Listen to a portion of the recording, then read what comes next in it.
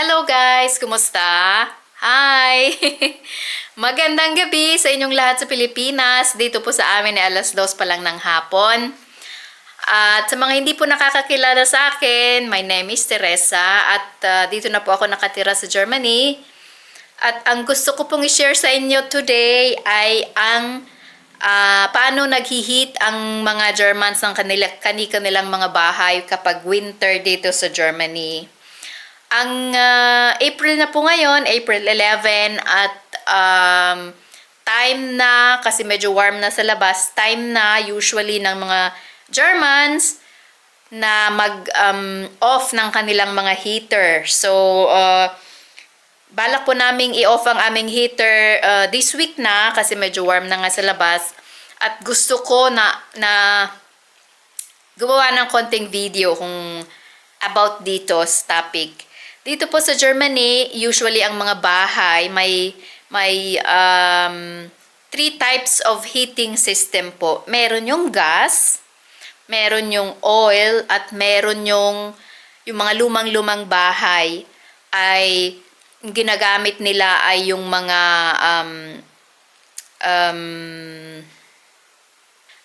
yung pangatlo po ay kamin, yung inaanuhan ng kahoy. kung saan pumapasok si Santa kapag winter. Karamihan po sa mga lumang-lumang bahay meron pang mga ganon.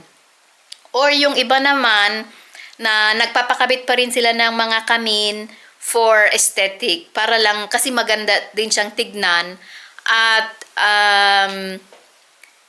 iba din ang binibigay na init ng kamin sa winter. Meron po kami niyan at yun po ang gusto kong ipakita. So first, ang ginagamit po namin dito sa bahay ay oil. So centralized po yung mga heizung namin or yung heater. At may additional pa kaming kamin kasi ang bahay na ito na tinitirhan namin ay malapit nang mag 100 years old. So meron siya.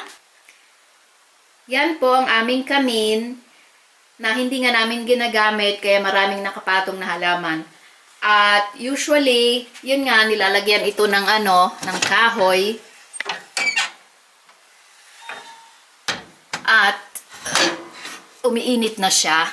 Yun nga lang, tinatamad kaming gumamit ng ganyan dahil lilinisan mo pa and so on. At additional po, hindi dito pwedeng kukuha lang ng kahoy sa gubat. Kailangan mong mag-order ng kahoy. Additional cost din yon. At yun nga, dahil tatatlo lang naman kami dito sa bahay, hindi na namin siya masyadong ginagamit. Lalo na at hindi rin medyo ayaw ng asawa ko yung medyo may usok sa loob ng bahay. Kasi yung mga ganito mga kurtina namin mag-amoy usok siya. At yeah, kanya-kanyang taste. Pero kung sakali mang wala kaming oil, lalo na ngayon at medyo mahal ang oil ngayon, siguro by the next winter pwede namin yung gamitin. para makasave. Ito po, yan po ang heater namin na gumagamit ng oil. Itong heater po na ito ay connected sa mga ganyan tubo. Tubo-tubo na yan Itong tubo niya. Lumang bahay ito, sabi ko nga kanina, kaya yung mga before, ang ginagamit ng may-ari dito ay yung kamin lang, yung nilalagyan ng kahoy. Pero later on, nagpakabit sila ng heater na oil ang gamit, kaya kaya nakalabas yung mga tubo. Supposed to be sa mga medyo bago-bagong bahay, nakatago po yan lahat. Pero sabi ko nga, luma itong bahay namin, at saka tapos na yung bahay, saka pa lang yan pinakabit, kaya kita siya. Pwede naman niyang itago kung sakali, pero hindi na namin ginawa dahil simple lang naman kaming tao at hindi na namin okay lang. Lalo na at sa lumang bahay na ito, kung itatago namin yan lahat, parang additional costs na naman. So So, itong bahay na ito, binili namin 2021. Lumipat kami dito ng December 2021. So, ilang years pa lang kami nakatira dito. At madaming costs na kailangan. So, ito pong heater na ito, halimbawa dito sa living room namin, may dalawang heater na ganito. So, sa mga maliliit na rooms, pwede na ang isang ganito lang. Ito yung naka-on siya. Ito yung regla ang tawag. Naka-on pa siya hanggang ngayon, pero kapag i-off siya, andito number 0, ganyan. So, yung oil, ito ang mga heater, kailangan may ganito siya. Diyan lumalabas yung init kapag naka-on. Guys, nandito na tayo sa labas. So, pinakita ko sa inyo kanina yung loob ng bahay, kung saan yung living room namin, na nandoon yung aming kamin, na additional heating system na ginagamit ng mga German. Yun ang isa. At ang pangalawa, ayun nga yung ginagamit na oil na panghit ng bahay, at lahat ng rooms meron silang heater. May heater. So dito sa loob ng sa ilalim namin, parang cellar ang tawag sa amin. Underground. Hindi ko na alam kung ano English ng cellar. Nandito yung aming oil tank. Guys, ito ang aming oil tank. Sa dalawang oil tank na ito, ang magkasya ay 3,000 liters. So, 1,515. Dahil nga tatatlo lang kami dito sa loob ng bahay, kasya na yan. Pero sa mga malalaking houses na maraming tao, kulang ang ganito kalaki. So, normal na tank ng mga malalaking bahay is hindi bumababa sa 5,000 ang tangke nila. So, mas malaki yun. Pero sa amin, kasya na ito. At saka, hindi, 3 years na kami nakatira dito, hindi pa namin nauubos ang 3,000 liter na oil sa isang taon.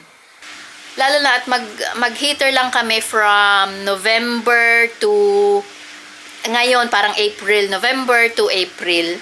Or October to April, tsaka pa lang naman namin inoon ang aming heater. Pasensya na at ang aking washing machine ay maingay. So, yan ang aming oil tank namin at ito ang aming kela. Pupuntahan natin ang aming, kasi meron yan, oil tank lang yan at may nakakonect din yan na parang motor. Parang motor kung saan para mag-circulate ang oil, nandito din sa loob ng isang room namin. So, pupuntahan natin. Ang bahay na ito ay luma at hindi masyadong maganda ang partition. Pero anyway, huwag tayong magreklamo. Magpasalamat na lang sa kung anong meron. So, doon sa pinuntahan natin kanina, yun ay ang oil tank. Pero hindi naman ho yun naka-connected sa bahay. Ang naka-connected sa bahay ay ito. Ito yung parang pinaka-motor na kailangan naming i-on pag gusto naming mag-heat. Ito, naka-on siya ngayon. Sandali lang ha. Naka-on siya ngayon kasi hindi pa nga namin in-off. At itong motor na ito, yan naka-connect sa mga tubo. Yan yung mga tubo-tubo niya na distribute sa mga rooms, kaya kitang-kita siya. Itong silver na ito yung nakakonect sa oil tank. Sa likod ng pader na yan doon yung aming oil tank na 2 peraso. So itong motor ng aming heating system, kailangan mo ding ipa-check. Parang sa sasakyan, kailangan mo ipa-check kung okay pa ba o kung secure pa ba. Baka sakaling may sira, masunog lahat ng bahay. Masunog ang loob ng bahay namin. So, pinapa-check namin ito every 2 years. Depende sa minsan sa may-ari ng bahay. Kung ito ay luma na, parang 15 years na ito. So, every 2 years ang parang wartung niya. yung check-up niya, kumbaga. So, yan guys, ang heating system ng Deutschland. Sana ay may napulot kayong may napulot kayong idea or additional knowledge din sa atin. Kung sa atin ay may aircon, dito po ay heater. Wala silang aircon dito. Sa summer, ang karamihang ginagamit ay yung electric fan na ginagamit at kasi pag 30 degree na dito, super init na yon sa mga Germans. Kaya, mayroon silang electric fan. So, see you guys. Salamat sa mga nanood. At sana hindi kayo magsawa manood. Please, like, comment, and subscribe. Please naman. By the time na ginagawa ko ang video na ito is nasa 31 subscriber pa lang po ako. At halos 3 months. 3 months na ang aking YouTube channel. Sana naman. Sana naman mag-subscribe kayo. Thank you and see you guys.